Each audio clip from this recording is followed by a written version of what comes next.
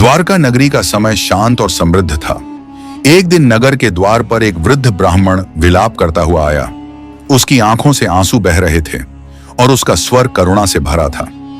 नगरवासी एकत्रित हुए और उसकी व्यथा पूछी।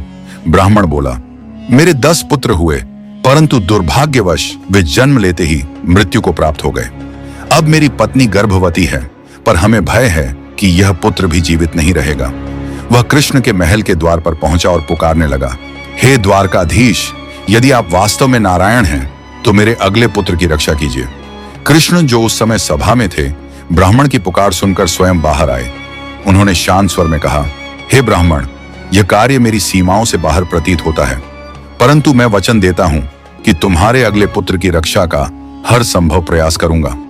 इस पर सभा में अर्जुन भी उपस्थित थे। उन्होंने ब्राह्मण की दशा देखी और कहा, हे वासुदेव, यदि अगला बालक भी मरा तो यह अर्जुन स्वयं को अग्नि में भस्म कर देगा। कृष्ण मुस्कुराए, लेकिन उनके नेत्रों में चिंता की झलक थी।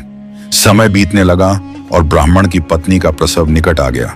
सभी की निगाहें उस क्षण पर टिकी थीं। क्या इस बार कोई चमत्कार होगा?